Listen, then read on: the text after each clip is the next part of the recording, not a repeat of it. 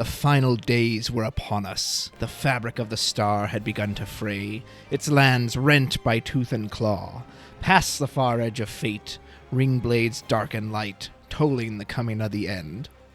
Hello, and I am here to talk about Final Fantasy XIV Endwalker. This is patch 6.0, latest expansion for FF14, and what is considered to be the end of the main storyline of the game. And of course, it doesn't mean it's going to be the end of the game. They're going to do more patches and all that afterwards. But anyway, I finished this. Let's see. So the recording of this is the weekend of December 18th. I finished the game this past Wednesday, so about the 15th. So it took me about 2 weeks. And yeah, I just wanted to give my thoughts on it. Things I thought were good, things I thought were bad, stuff that was in between, just kind of talk about the game as a whole. So we'll go ahead and get right into it. So first of all, I absolutely have to address the login issues that plagued the launch of this game, because from an experience standpoint, from the standpoint of the experience of playing through this expansion, it's by far the worst expansion they've released, simply because of the login queues. There's a 2002 error that will kick you out of the queue so that you can't actually log into the game. So many people have had trouble even getting into the game to play it. I mean, I remember when Shadowbringers first came out, on occasion I'd see queues of like, whoa, there's 100 people waiting? Holy cow, that's so many. Well, Endwalker makes it look like a joke, because you'll have queues 1,500, 2,500. I've seen it 4,700 at certain times. I play on the Siren server on the Aether data center. And fortunately for me, I currently work from home, and I get up super early in the morning for work. So because of that, I was able to log in very early where no one else was on. And that's honestly the only reason I was even able to play this game. If I still was at my old job as a letter carrier for the post office, I wouldn't have even started this yet. Because every time, if you ever tried to log in at night, the queues are so long, you'll just never get in. And the issue, too, is, again, this 2002 error will boot you out of the queue, and then you can't get back in. There were a couple times I actually tried to log in at night, and I'd maybe get 500 through the queue. I get booted out. Some people said they were able to get back and have their spot held. I was never able to do that. I couldn't even get past the login screen where you click the button to actually go to the main game screen. So it was so unfortunate. And, a couple of my friends, we wanted to play it, but they weren't able to do it because they couldn't play during the day. They had normal jobs and lives, and so they would try to come home at night, couldn't even log onto the game. So it's very unfortunate that that's the case, but it just made playing this expansion so much more miserable than previous ones. And the thing is, too, you have to stay active within the game. If you idle for more than 30 minutes, you haven't touched control, it'll boot you out of the game. So I would actually have moments where I would go to take a lunch break, and I had to hurry up and eat lunch, or go back and move my character every 25, 28 minutes before I got kicked out, because I knew, hey, once I get kicked out, I'm not getting back in, especially in the evening. And it created this feeling, too, where I honestly wanted to quit playing a lot, maybe 3 p.m. or, 4 p.m. I really want to stop playing, but if I stop now, if I let myself get kicked out, I'm done. I can't get in again until tomorrow morning, because there's no way to get back in the evening when the queues are so big. I never got through one. Not once did I ever get through a queue. Just the other night, we were going to try the EX Primals, me and my raid group, and right before it happens, they were all logged in. They'd logged in early, and I'd been moving my character once every half hour for 4 hours just to stay logged in, just so I could raid with. And then one of them disconnected. Whatever it was, a power outage or internet flicker, whatever. Disconnect. Okay, well, he's done. That's it. His evening's over, because you can't get back in. And I'm not going to get into the reasons why it happened, because I'm very binary when it comes to this stuff. As far as I'm concerned, I view any product the same way. A company is selling you a product, either it works or it doesn't. And in this case, this product didn't work. Many people have not even been able to play this game yet. So that's really unfortunate. Really sucks, but I wanted to get that out of the way first and foremost. My overall general thoughts of Endwalker right here. There are, at least in my opinion, two types of people when it comes to FF14. And depending on which camp you fall in, depends on how you'll feel about Endwalker. If you are the type of person that just wants more Final Fantasy XIV, you are happy to get just more of the same game, you will love Endwalker. It does a lot of things really well. It absolutely gives you more of the same. If you love 14, you're going to love Endwalker. Now, if you're like me and you've been wanting them to actually introduce new things into this game and expansion for a long time, well, then you're going to be disappointed because it doesn't do that. This Endwalker is absolutely more of the same of Final Fantasy XIV, which again, if you already love that, you're going to love this. Otherwise not. And for me, they kind of fallen off from that pretty much from Stormblood. I thought it really was bad in Shadowbringers. And Endwalker, yeah, it's more the same type of story. You get, when I was looking at the patch notes, my eyes were just kind of glossing over it like, okay, yeah, more dungeons, 2 new jobs, more story, more zones. And again, if you're just happy to get more of that stuff, you'll absolutely love it. But if you're like, hey, is there anything new? Is there like new ideas or new anything? No, there isn't. So yeah, that's kind of the overall glimpse of the game. So let's go into the story. The story of this game is a very typical Final Fantasy XIV story. Personally, I've never been a big fan of the way FF14 tells its story. I think overall it's very bloated, and the game as a whole, and especially through its storytelling, it's never heard the phrase less is more, and I really wish would adopt that more. For example, overall, I think the story of Endwalker, there are parts of it that are really good, genuinely even great, but there's also parts of it that are not only bad, there's just so much filler in this game. That entire section in Garlemald, you get to Garlemald for the first time, always waiting to get there, and it's just so much filler. It takes forever as you traverse this barren, icy place, running back and forth, just doing all these filler quests that they just have no meaning to the story. There's other parts that are genuinely good. When you get to fight Zodiark, the entire section with Hydaelyn is really good. Anything involving the Scions is always very good. I think the Scions are always the best characters. I really enjoy in this one and in Shadowbringers that they've really focused on you just spending time with the Scions. I love that stuff. To me, the best part of the story was when you revisit Thavnir and the final days begin, and you've got that first quest and the blasphemies come down, and it was gripping, and you go into that first dungeon, you're like, oh my gosh, this is great. Like, I genuinely wanted to see what happened next because it was so enthralling. But that part was crazy. There's people just transforming into monsters when you're in the dungeon. You see this mother elephant, and, she transforms, and then the 3 kids transform. You're like, oh my God. And there's this feeling of real danger because you're thinking anybody could transform at any time. You see the citizens of the town start to randomly it was such a captivating part. And when I went out of Radzahan and I was trying to save the little town that was near it, again, I didn't want to put the controller down. It was the first time in the entire expansion that I was like, I want to know what happens next. I got to know what happens next. That part was great. Unfortunately, it kind of falls off a bit after you calm everything down. You go to Elpis, and honestly, I thought Elpis was a pretty big waste of time, and that really slowed the game down. Again, it gets more interesting when you finally meet Hydaelyn there, or Vana, if you will. But again, there's just so much filler before that. There's just stuff back and forth where it kind of reminds me of this moment we always talk about from A Realm Reborn, where we talk about the priest and his cookie.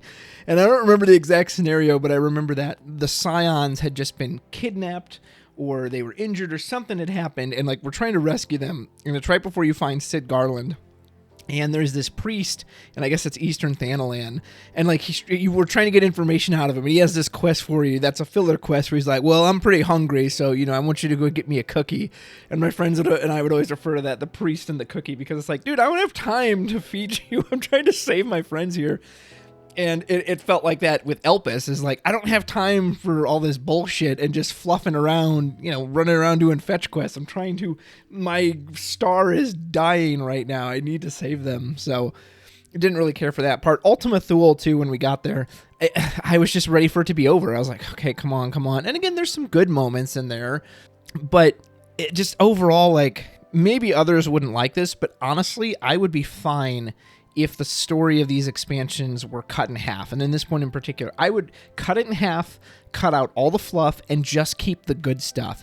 Yes, it would be shorter, but you know what? I would rather have a story that just grabs you by the collar and just shakes you around and doesn't let go until it's finished, and it be half as long than to have this one that okay, well, yeah, you get more quote-unquote gameplay out of it, but it's boring. It's not interesting stuff. It's just filler. So I would much rather just keep all the good stuff and just kill the filler. Again, I don't personally care if that makes it half the length, because who does it matter if it's 30 hours versus 20 hours, but if those 30 hours are spent half of it spent being bored, then I don't know, how is that any better? So that's me personally, but obviously if you're the type of person that you just want as much content as possible, then you're probably happy with that. And then at the end, too, I have to admit, Medion is a pretty weak villain. I didn't really care for her at all. The villains in general, especially compared to Shadowbringers, which I didn't even really like the Shadowbringers expansion much, but I did like Emmett Selk as a villain. In particular, I liked that he comes into the story early and he's there the whole time and he's the final fight. Whereas in this one, you don't even know who Medion is until you get to Elpis and until near the end of that. So the ultimate villain doesn't even get introduced until, 3/4 of the way through the game? That just doesn't make any sense to me, especially when you'd built it up that it's going to be, it's Xenos and Fandaniel. And don't get me wrong, I didn't really care for Fandaniel. And I liked Xenos a lot in Stormblood. I actually appreciated that throughout that story, you fought him several times, and he always bested you, and you finally get him in the end. I thought he should have just been done with in Stormblood. I didn't want to fight him again. I didn't want him to come back. So I didn't really care for that. At the same time, that's who you set up to be your villain, and at the end of it, you do fight him. He's the actual last battle of the whole expansion. So if he's going to ultimately be the villain, why not just make it Xenos? Why introduce this Medion character who, as someone who's seen a lot of anime and played a JRPGs, I just rolled my eyes the moment I heard her motivation. Well, actually, all life is suffering, so I'm doing everyone a favor by ending their existence. I'm preventing all the suffering. It's like, okay, Seymour, take it easy. I just didn't care. I don't fucking care who this person is. If you're going to go with Xenos, stick with Xenos. And, the Zodiark fight and the Hydaelyn fight were so interesting. But again, I thought Zodiark and the Moon in general, they just blew so early. I personally would have rather seen that as the end game. So I couldn't believe when we fought Zodiark. And I was looking around after we beat it. I was like, wait, is that it? Is Zodiark just done with? There's no more Zodiark or Fandaniel? It's just over? Oh, okay. So really wish it had been more focused on the villain front. That being said, the ending credit afterwards where the Scions are kind of all chatting together. Again, that's really good. I like the Scions. I feel a camaraderie with them. I really appreciated, with the trust system that you can take them through the dungeons or you can even do the Hydaelyn fight with them, which is really neat. So the Scions are the good stuff. But yeah, overall, some people really gush about the 14 story, but to me, you have to consider the entire story, not just the good parts. You got to consider all that filler too, because that's in there. You can't get to the good stuff until you go through all those filler quests.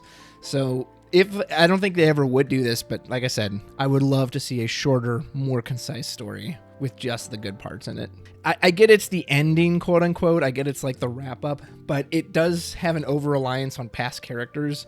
There's this part before you go to Ultima Thule where just everybody you ever knew shows up to hang out with you. There's this cutscene where it's just a first-person view and Hancock comes by and Amelian comes by and all these other people. And I'm just like, okay, I get it. Again, you don't need to do that. You can have a little nod to them, but it's just fluff. These characters had their own stories. They had their own expansions. I don't need to see them all make a reappearance for this final episodes. As far as the music goes, honestly, I think this is my least favorite of the soundtrack so far. When I first started playing 14 in A Realm Reborn, Soken's music really blew me away. I'll never forget the first time I heard Fallen Angel, which was Garuda's theme, and his trial themes in general really stood out, and I really liked him as a composer. And I thought Heaven's Word was pretty good. And I thought Stormblood was pretty decent too, but ever since Stormblood, I feel like he's kind of gone down a bit. There are parts of Shadowbringers I did really like, but there are other really forgettable parts. And this one I thought was the most forgettable by far. And I had people posting on social media who would say oh man, this Ultima Thule theme is just so good. And I would listen to it and I was just, I don't know, it just didn't speak to me. I was like, am I missing something? I just wasn't digging it at all. Don't get me wrong, it's not bad. I don't think any of Soken's stuff is bad, but he's done a lot better. And in particular, too, with this expansion, there is a lot of callbacks in the music. There's a lot of, when you're watching these cutscenes, it'll do the kind of soft version of Heartless that came out in Shadowbringers, and I really like that theme.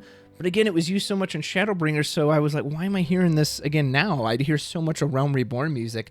And I wonder if that was Soken's decision, or if that was Yoshi or just the game director, I don't know. And did that come from above him? Were they hey, we really want to kind of call back to everything, so use a lot of the older music? I'm not sure. I'm going to listen to more of it. And there are some good tracks. Like, I remember the Zodiac fight theme being good, but again, I couldn't even hum it for you, whereas in the past, I was able to hum several of his themes. I did really like the Charlian theme. Like, that is the one that stood out to me the most, was the fact that kind of just soft guitar really gave that town a unique identity, so music was just all right. Speaking of Charlian is a great hub town. I really enjoyed it. Reminded me of ancient Greece. Loved the harbor, the big statue of the goddess pouring out the water. That was wonderful. And it was a really good size, too. It felt a little smaller than some of the things like the Crystarian, but I think that was a good thing, because I think some of those hubs are just a little too big. So it was a really good size of big enough that there's room to move around. You felt like there was something to explore, but not so big that I just felt lost in it. Really like that town. And the areas in general I actually thought were a bit of a step up in this expansion. I didn't really care for the first. I don't think there was a single area there that I truly liked, maybe with the exception of Elmeg. But like Thavnir, I really liked that area a lot. Appreciated the kind of Indian cultural references with, the big elephant statues and the elephant beast race. And just, it had you had this by the sea location in Radzakan. Radzakan was a really neat kind of, I guess that's not a hub town, but yeah, I guess it's like your endgame town. Really like that too, as was the moon. The moon felt very unique. I love that you could see, Aetherius from the moon, and it felt very different, which was cool. So they all looked really good. Some of them were a real pain to traverse without flight. It was Labyrinthos. When you go under, there is this big cave you have to go through, and without flight, you can't fly between the different levels, so you had to constantly go up and down through this cave to get to different quests. That was very annoying. Gameplay overall is arguably pretty much the same as it's always been. Maybe you could argue a little worse. So, here's the thing, going in with that earlier part about, there's nothing new. To me, the biggest standout addition of this expansion, and I kid you not, is the Aethernet teleport map. Now, when you click on the Aethernet in a city, it actually brings up a full map of the city. As you scroll over each Aethernet, shows you where it is. You can still see all the quests by you. It's fantastic. When I saw that, I was like, oh my goodness, I wish I'd had this back in my days when I was trying to learn my way around Limsa Lominsa. That was I kid you not, that stood out to me the most as far as new things they added in this expansion. Because it's generally useful. You'll use it all the time. It was great. Now, they did try to add a few new missions for variety, such as the escort and the tailing missions, but I think both of these are absolutely awful. They still ultimately amount from go to point A to point B, but now do it even slower. Escort missions, the very first time you do that in Charlian, I actually thought it was kind of neat, kind of reminded me of Final Fantasy VIII, Final Fantasy XII, these Final Fantasies where you could physically see your party members with you and they would run around. So for that very first time, I was like, well, this is really neat. And again, it kind of made sense of that first time in the town. I wasn't attuned to all the Aetherytes, so I was naturally walking everywhere anyway. However, anytime after that, it's now your point A to point B mission, just slower. Now, you can't mount up, because if you dare get 2 feet away from these computer companions, they'll just stop dead and I don't know, where did he go? I can't see him anymore. So you just have to slowly walk or hit your sprint button with them. You can't fly over there. It just drug it out for no reason. I don't really know what they were thinking with that. Let me port over there. Let me mount up. Let them jump on a mount with me. Why don't they have their own mounts they can ride? And then the tailing missions are the same. It's watch this person very slowly walk away from you. You make sure you hide behind the 1 or 2 rocks or trees that have been placed along the path. You wait for them to slowly turn around, go, huh? Is someone there? I must have heard something. Okay, and then they turn back around and then they slowly walk towards their destiny.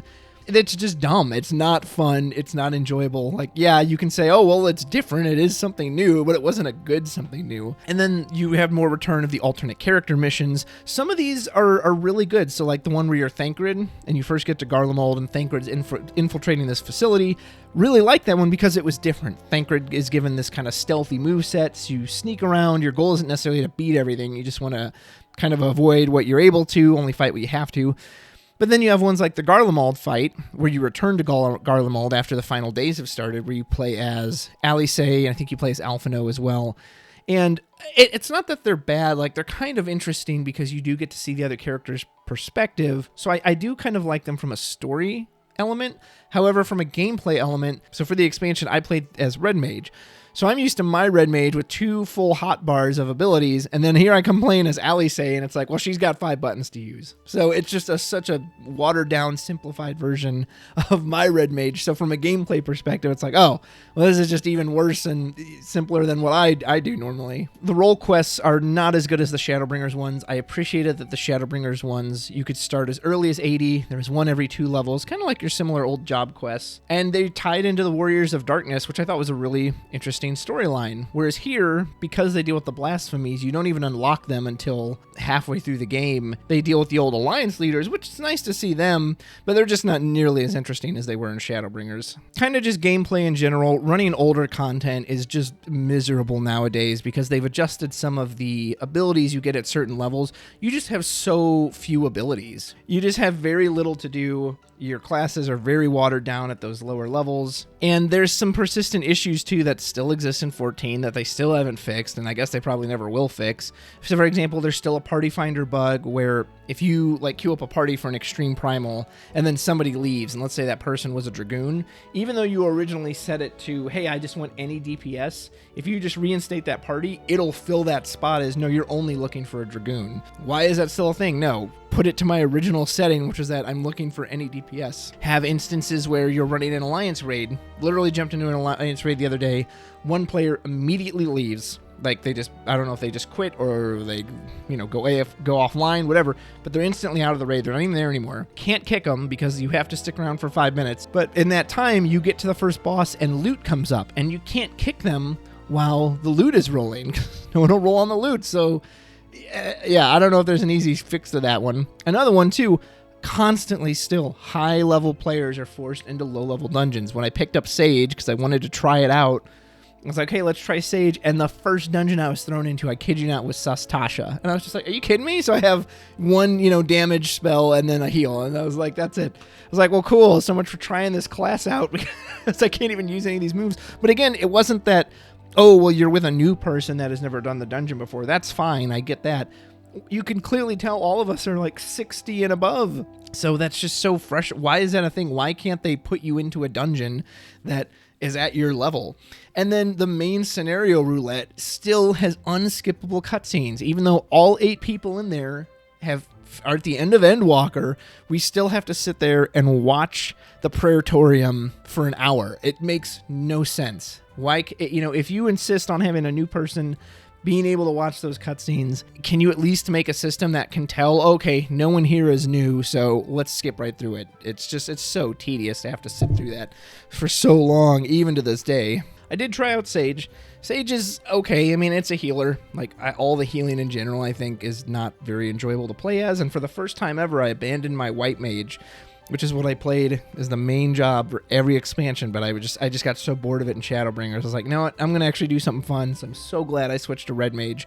Had much better time on that. My biggest issue with Sage is I don't like the Eorzean mechanic. It replaces your normal damage spell, I think it's called Dionysus, becomes your dot. And so instead of them being 2 separate buttons, I now have to prep it with the Eorzean and then hit that, which also preps your heals into barrier versions, and it just feels very clunky. And there are times when it will actually ruin my timing, where if I could just hit the barrier button or just hit the dot button, I would get it off before a mechanic goes off, but because I have to spend that half second to get it to prep first, it actually will cost me in the battle. I do like that their Choli abilities naturally charge on their own. I wish White Mage's Lilies were like that they naturally just charge as long as you're existing, whereas the White Mages, you have to be in combat for the Lily gauge to battle. But beyond that, I mean, it's fine. It's just your typical healer. You have an abundance of heal abilities that you don't need. Your damage dealing is pretty boring. Your AoE damage is actually kind of neat because of the Toxin ability and I think it's called Phlegm or Felmum. But yeah, beyond that, it's your typical healer. Overall, with Endwalker, I did enjoy this expansion when I was able to play it. It was nice. And, it's pretty much your typical FF14 expansion play. I very slowly started to make peace with the fact that it's just not going to be like it was in Heaven's Word. Heaven's Word was my favorite expansion, especially from a gameplay perspective, because it was the expansion that truly gave us a lot of new things. But ever since Stormblood, they've started peeling things away. You start losing moves every expansion. Now you don't even get a job quest for every job. Now they just cut those down to the role quest. So, I can go into that in another topic. But overall, again, what is here is mostly pretty good. The good stuff is good. The bad stuff is bad. I don't think this one really sticks out more than any others.